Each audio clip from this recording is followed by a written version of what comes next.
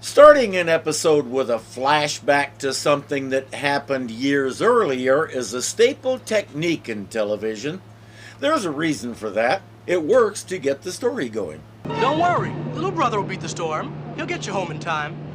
Dad'll kill me. I told him I was just going to Linda's. Can't you go any faster? Yes.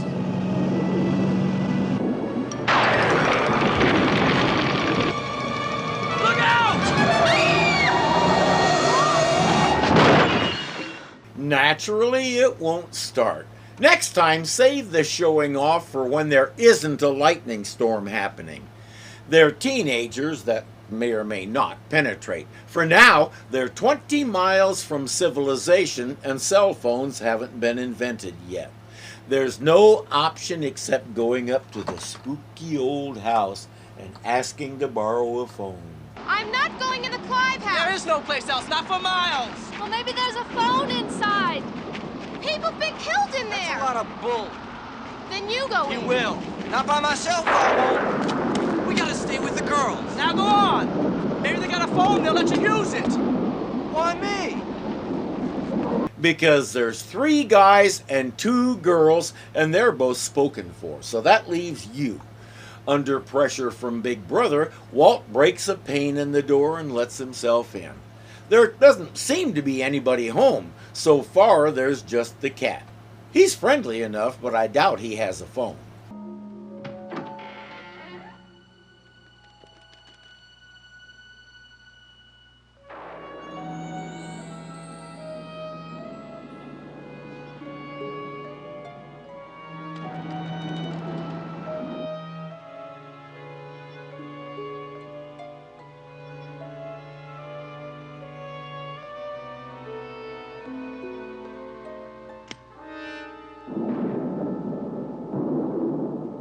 You can't blame the cat for not wanting to stay in here. To Walt, this lab looks like stereotype mad scientist stuff. Where's the monster? Can't we wait inside? No! Linda, nothing is going to happen. Oh, all right.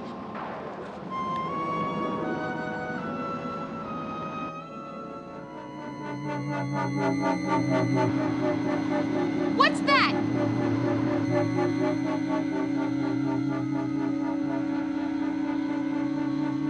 Never mind what it is. Why did he even do that?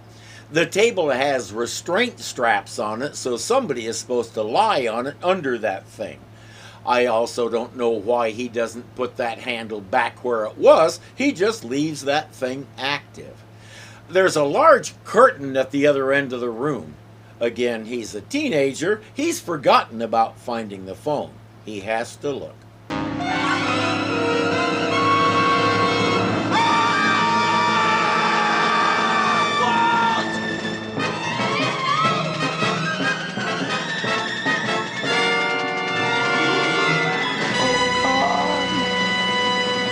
That's Case, Walt's older brother, who pushed him to come in here.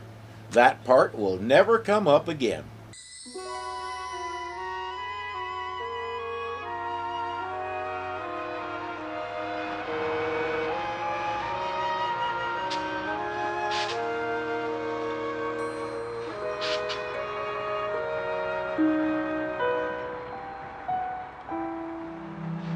Remember they called that place the Clive House? Dr. Clive is why David is here. That and this.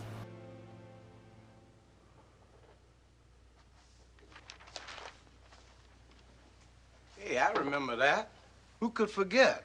People were afraid to go out. Can you tell me any more about this? Nice to find someone in here who wants to talk. They all want to read. Gets boring, let me tell you. If it gets boring, you're not librarianing right. There's always something to do in a library. I worked in 4 different ones and never once got bored. When all the other work was done, there was shelf reading. The average library patron isn't consciously aware that there are thousands of books in here and there is one right place for each of them. I guarantee people have pulled a book from the shelf to look at it and put it back in the wrong place. That means the next time someone needs to find it, they won't because it's not where it's supposed to be. So part of the job of librarian is walking through the stacks, scanning the call numbers on the books to see if something is out of order. I once found 2 copies of the same book in 2 different places with 2 different call numbers. The head librarian gave me one of them. I forget what it was, but I was delighted at the time. I doubt our man here is bored. He sounds lonely. Good thing David wants to know about this thing. Now, that was a nasty business. Weird. The Clive House still give people the creeps. Just last year, a boy was murdered there, unexplained. His brother found him, all cut up. Police couldn't find a clue. How'd you hear about this? Well, I was reading about Dr. Clive, his work in radiology, and then this thing about a creature, you know, and I got a little curious. And He's more than a little curious. That's a picture of another Hulk. David is here to file a copyright infringement suit. And there were these flashes of light on his roof. Don't ask me what they were, but it was after that the thing appeared. Killed a farmer, Frank Townsend.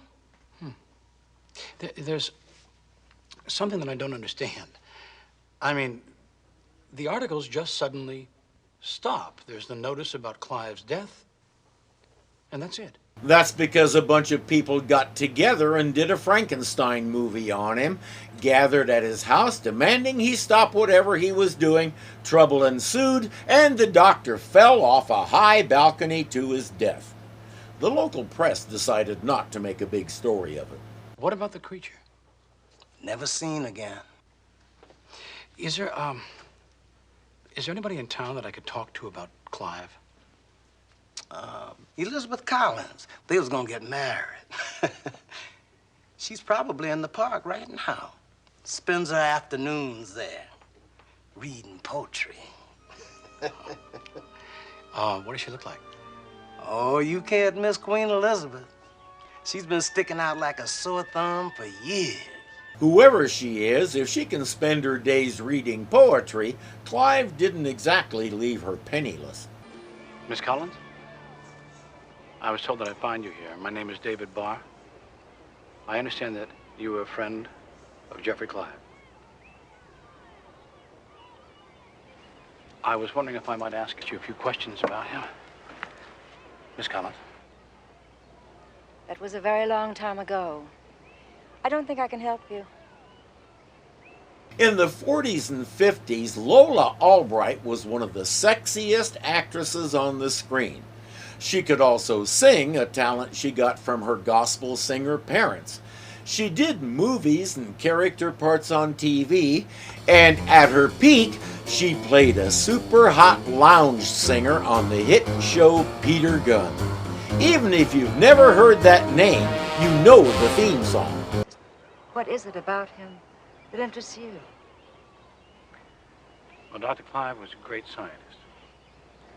I think his research could help my medical problem. Those boys are Case and his friend Willie.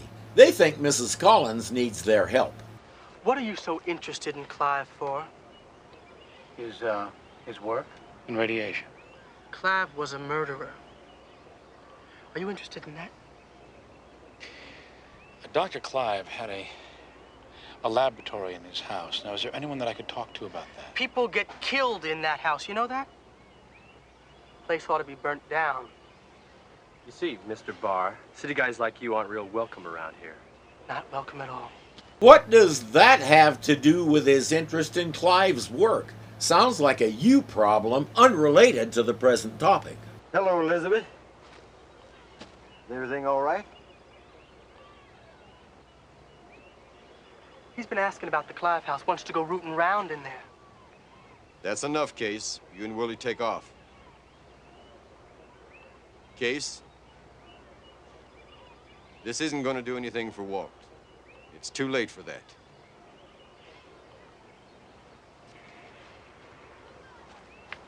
I have to feel for Elizabeth. First, this guy starts dredging up old memories, and then those kids try to pick a fight. Those things aren't conducive to reading poetry. No one here ever spoke of Jeffrey as a great scientist. I never really understood his work. Jeffrey tried to explain, but I just didn't have the background. It was something about using the sun's radioactivity to increase strength and productivity. Essentially the same thing David was doing with gamma rays. Was Clive somehow focusing the gamma radiation that comes from the sun? David asks about the creature. Whatever mistakes Jeffrey made, he rectified them. What do you mean? He wasn't specific, but he told me that his work had led to something terrible. But he assured me that he'd been able to cure it. Cure it? Those were Dr. Clive's words? Just before he died, he completed a cure. He told me that, and he would never have lied, not to me. You have David's undivided attention, ma'am. Miss Collins, this could be very, very important to me. Did Dr. Clive keep any notes? I think so. I wouldn't know where they are.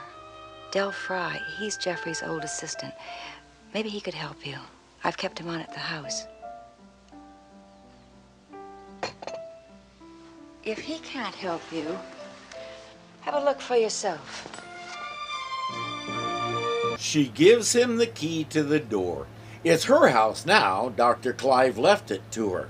Granted, she hasn't done anything with it, and you can't blame her, but she can give David permission to go snoop around. You knew Dr. Clive. That was years ago. I don't remember. Don't remember anything at all. But you worked for him. Worked for a lot of folks in my day. With this arthritis, the work comes harder every year. Forgetting comes easier. I bet. And remember he mentioned the arthritis. David asks about notes. Dell doesn't know anything about that. The last time we saw Harry Towns, we couldn't tell it was him because he was playing an ape. He made his bones on stage and then moved into movies and television. He was a great character actor, as we can see here. When he wasn't doing that, he was also an Episcopal priest in his hometown of Huntsville, Alabama. After he retired from acting, he served in the church there until he died in 2001. David produces the key and says, Elizabeth thinks there's something here that can help me. Dell can't say much to that. David has found the lab room. Unlike us, there's a good chance he knows what all that stuff does.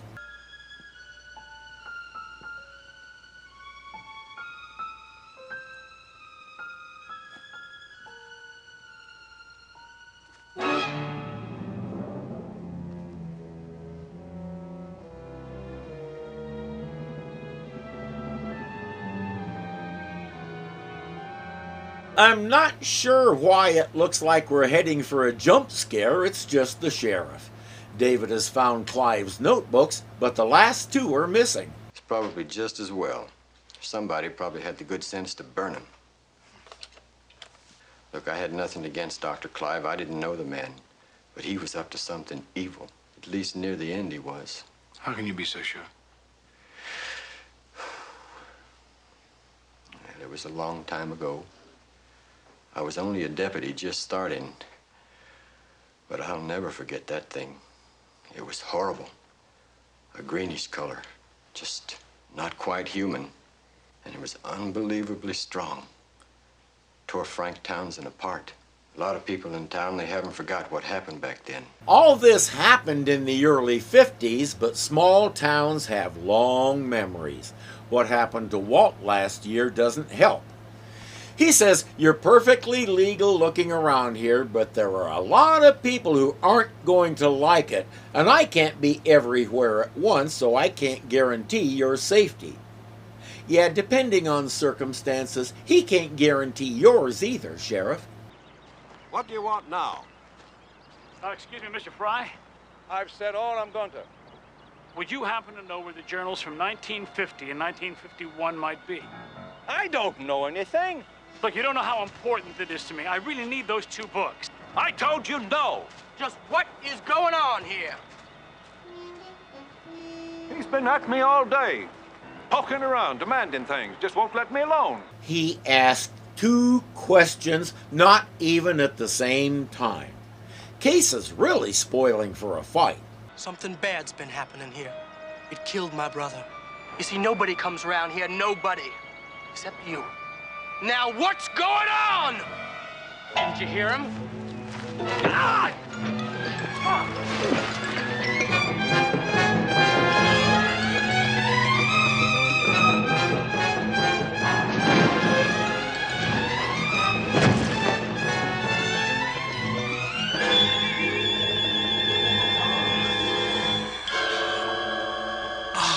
They don't know how deep the well is, but they can't see the bottom. I have a feeling they're afraid they killed him. In a few seconds, I can see Case wearing that axe handle as a tie. Man, let's get out of here.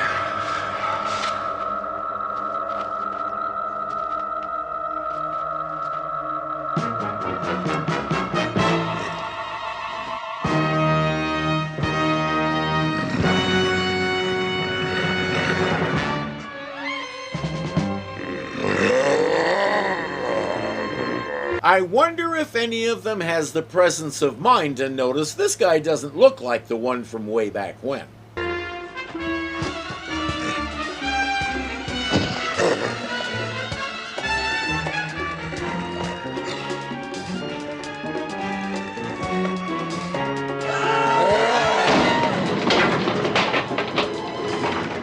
Then again, some of them won't care, they just want out of here. Once he's roughed them up, he glances at Dell. Dell didn't do anything but yell at him, so he gets a pass and the Hulk runs off. The Hulk has strict rules that govern who gets thrown around and who just gets growled at. Maybe we ought to get some help. It'll get away. We could be too late already. Well, let's find out.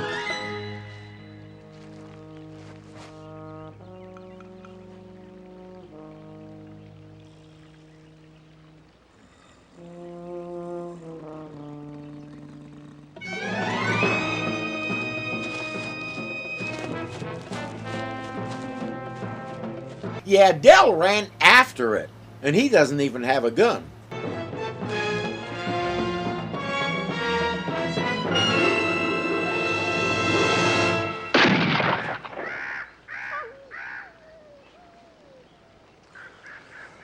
What's the matter with you?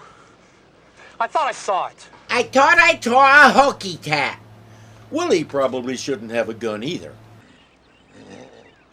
That's all right. That's all right. I won't hurt you. That's all right. I won't hurt you. That's all right. No. Come with me. Please, come. We had to assume Dell knew more than he was telling. He leads the Hulk back to the house where there's a secret passage into the lab. This really is a mad scientist house. Okay. Come in. That's all right. That's all right. Don't be afraid. Come. There you go. Now you sit right here. Right there. Uh-huh. Good. Fine.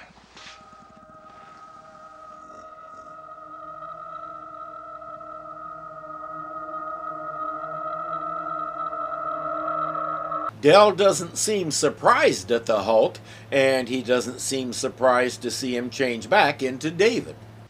Are you all right?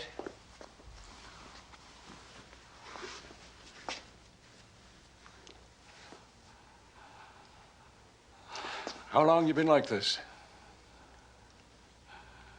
For some time, years.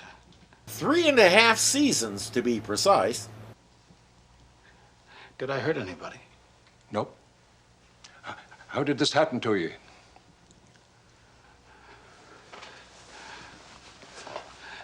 An experiment. Radiation. Who did it?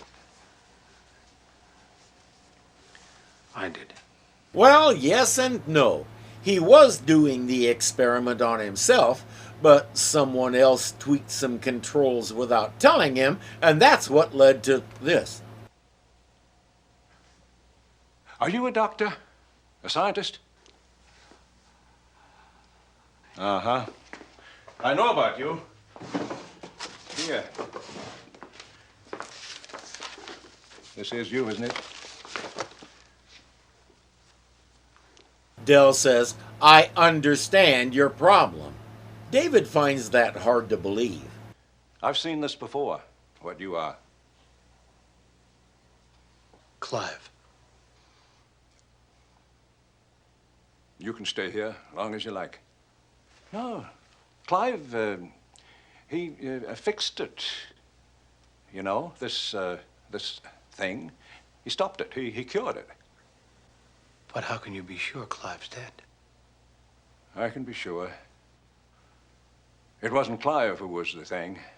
It was me. Clive was smart enough not to experiment on himself. He found an assistant who was willing to be the subject. I'll show you. I don't know how it worked. Maybe you can tell me.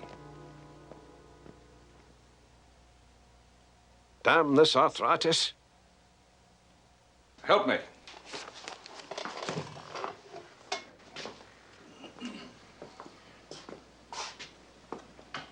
That brings the big ballpoint pen down from the ceiling again and connects some tubing near the ceiling. The rest is outside. I don't know what it is, but I kept it working. I kept everything working. Clive would have wanted that. Now, when he did it to me, those panels were open just like this. Do you know what they are? Well, I'd say there's some kind of solar panels for collecting energy or some element of the sun. He has charts that track solar flares and similar activity. When the flares were at their strongest, he put Dell on that table and lowered that big thing toward him. It's connected to the stuff on the roof. See, Clive wanted to help me. My health never was too good, and then I got real sick. Something in the blood. Clive said that I was going to die, but this might make me strong again. It was a risk, but better than doing nothing. He wanted to help me, you understand? That means, at least in some ways, Clive wasn't the evil Dr. Frankenstein type that people thought he was. Our librarian as much as told David that the reason people were suspicious was because he kept to himself, working day and night. Wouldn't even come into town for a drink now and then. He stayed in his own house and lived his own life. How horrible. I didn't feel different, not a bit. But the next day, I was moving some equipment, and it was heavy, too heavy, and I hurt my back. Well, made me mad. I got real mad. Well, it was dumb, trying to move that stuff. Well, I don't remember, but I changed into that thing. The effects of his change were much like David's. The sickness disappeared, and he felt healthy and strong for the first time in his life. A couple of weeks later, I was in a bar, and the guys started making fun of me, as usual, pushing me around. I didn't want any trouble, never did, but there was a fight. Well, I changed again.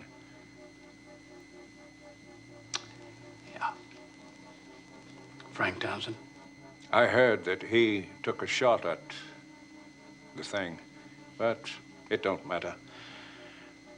All my life, I'll carry that with me. Now, those of us who are more familiar with the Hulk and how his mind works will start to wonder. David's Hulk won't kill or seriously injure anyone because David Banner wouldn't be able to. It's against his nature.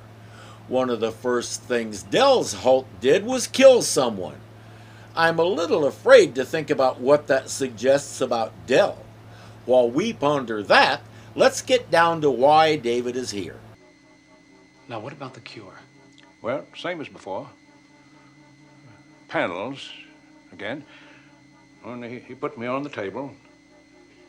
Only this time he gave me a shot first. He'd been working on this serum. Made me feel, well, knocked me out for a couple of days. But I was okay then. Why don't you stay here? Cure yourself. I'll help you. No. The creature's been seen, and I'd be absolutely helpless without those missing notes.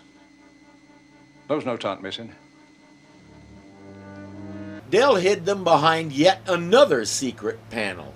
If Clive wasn't a mad scientist, he sure wanted anybody who came into his house to think he was.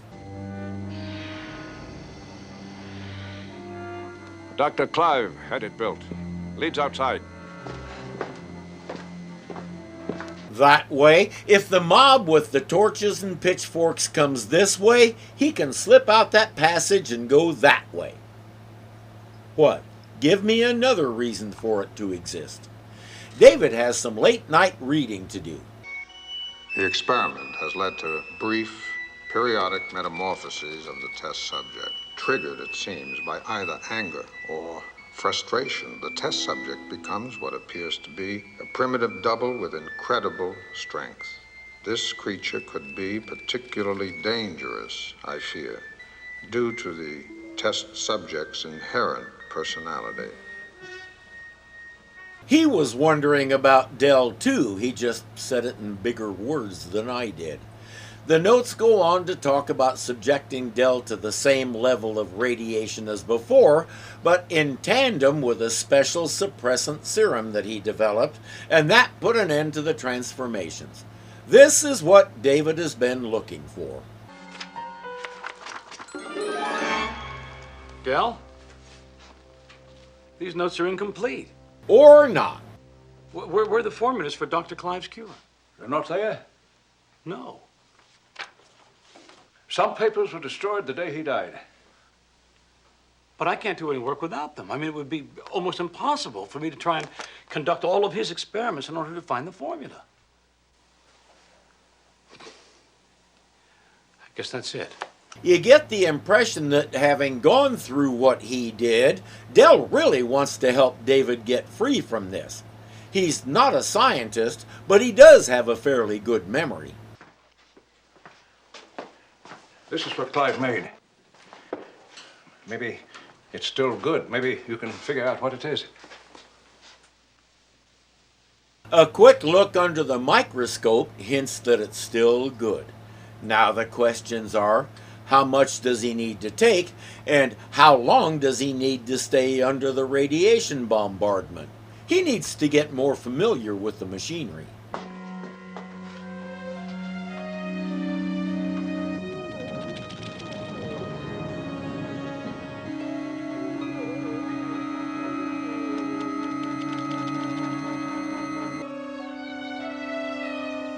That glow. People saw that back then. Right before that thing arrived.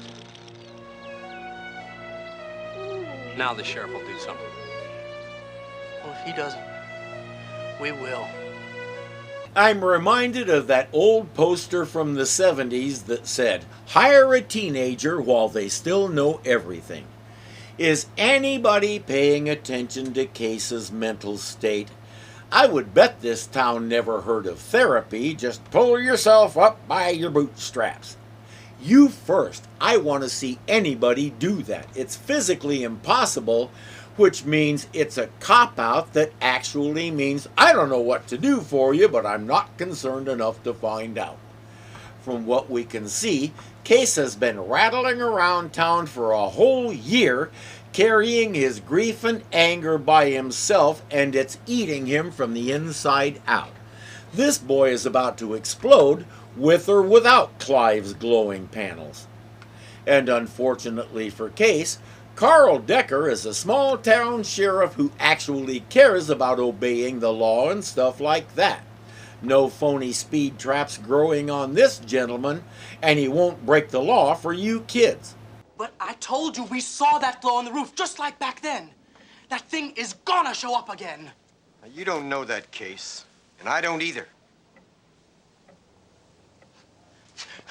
Don't you plan to do anything about it? I've done something. I went to the house. I saw nothing wrong. I don't have any grounds to do anything else. That thing killed a man, a friend of yours. And something in that house killed my brother. Now you just gonna sit back and let it all happen all over again? There's nothing I can do. I need a suspect, a motive, and evidence. Until I have that... But we are not gonna wait! Sheriff, he just told you that they intend to trespass, probably break and enter, and most likely assault someone. We can see you're not going to do anything about that either. Case, I'm sorry about your brother, too. But this isn't the way to deal with it. It won't help Walt, it won't help you.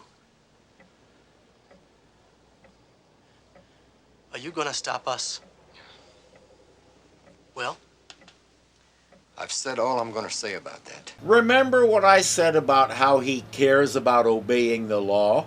That's kind of flexible where Case is concerned. Case says, I'm going to break the law. And Decker says, sorry, I didn't hear that. You boys run along and play now. What's weird is, I'm pretty sure they haven't told anybody about the other Hulk they met. All right. We're almost ready. Let's warm it up. You know, Doctor, I need this. What? This, the machine, I need it first. I don't understand. Well, the arthritis. It cures things, remember? Yeah, it also cures things like your ability to think. Dell doesn't care about that because his thinker isn't all that functional anyway. My bullet wound healed in a day. No, we can't risk it. Now, I want to be strong again, healthy. It's worth the risk. I'll help you with your cure after. No, I'm sorry, Dell. It's just too dangerous for you and for other people, but I will help you get proper treatment. David, you are not listening to him. Stop pushing the handle for him until you sort this out. I'm sorry. Yes, you can be sorry. Yeah. You're strong, you're healthy, you've got the strength. Oh, how good it was. I haven't forgotten, and I want it back. You want to ruin your life? It's ruined mine. My life is ruined already. I've had enough. I want the strength again. And you want to live, always afraid? Always afraid of being hunted, of hurting other people? Like who? That bully Townsend? Yes! He had it coming. Clive was right about him. Killing someone is okay as long as it happens because Dell felt sorry for himself. Oh, that kid? That damn kid? Dell? He wasn't even the creature when he murdered Walt. He's kept the equipment going since the 50s and didn't need a kid blabbing to the town about it. All these years I've waited for this. For you. You've got to help me. No. Yes!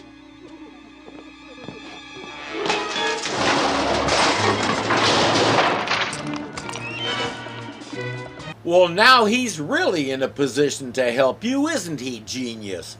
And David's latest hope for a cure is a puddle on the floor. Open up in there! I said open up now! Come on in there!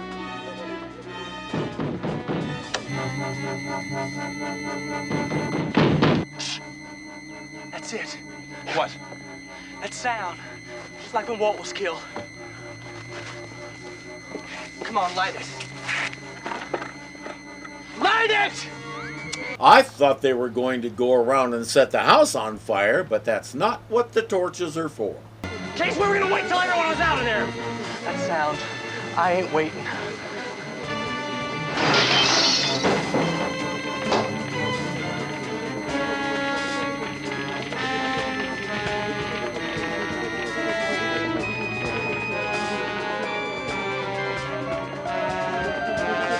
You know the really dumb part about doing that? It's a concrete floor and metal consoles. The only thing burning is the oil from the torches. Some quick action with his coat and Dell gets most of the fires put out without any harm. So, assuming Dell recognized Case's voice, the most significant thing they did is probably get themselves jugged for arson. And Dell is still going to use the machine.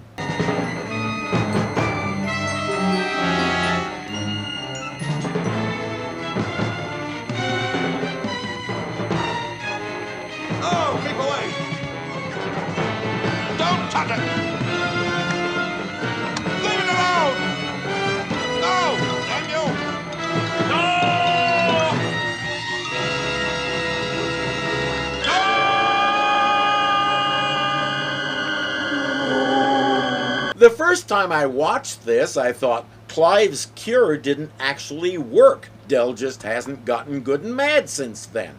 I stand by that thought. I think we're supposed to conclude that David was too late shutting the machine off, and I guess that's a possibility. But I like my explanation better.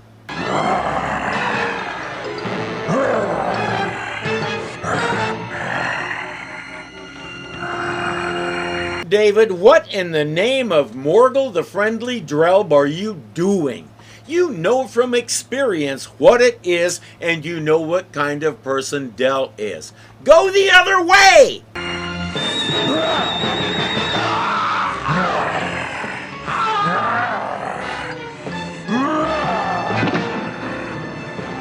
Told you. Somebody, probably Case and Willie, called the sheriff, and here he comes.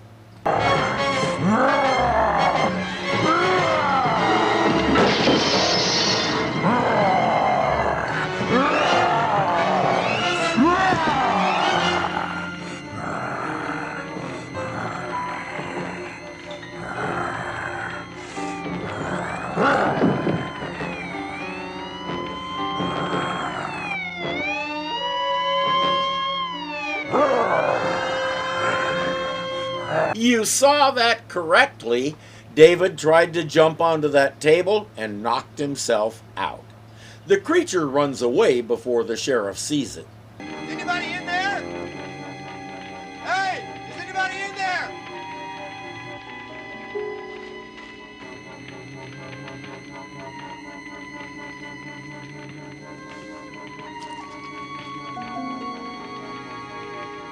If he has to leave this town, I'm not sure what good that stuff will do him, but it's a thread of hope, so he'll grab it and hang on, while he slips out that secret passage Dell showed him.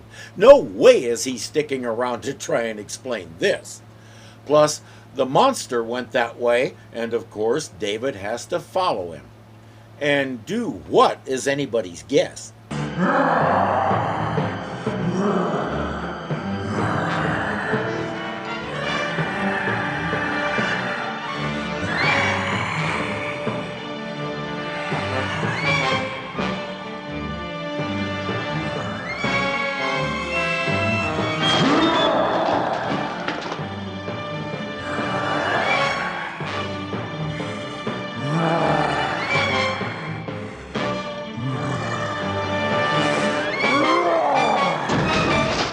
Before someone asks, I don't know why it took him so long to figure out he could do that. Maybe Dell Hulk is out of practice. Dick Durock, I hope I said that right, it's a Serbian name and I know nothing about that language, was both an actor and a stuntman. 6'5" and built like a linebacker, he usually played bad guys. With his stunt skills, he was Guy Williams' stunt double for an episode in the 3rd season of Lost in Space. But his most famous role was similar to this one in that you couldn't tell who he was. He was the Swamp Thing. Both in the movies and in the TV series, he played it. In fact, IMDb lists his nickname as Swampy, and I can believe it. We saw him once in Hard Time on Planet Earth, but we'll see him again real soon because that's the end of part 1. It probably shouldn't surprise us that someone else was doing the same kinds of experiments that David was and wound up with similar results. Still, Clive should have listened to his instincts about Dell and tried to find another way to help him. Of course, if he had done that, we wouldn't have a story at all, much less a 2-parter. So, there's that. Until next time, I'm Irving, this is Hazel, and we thank you for watching.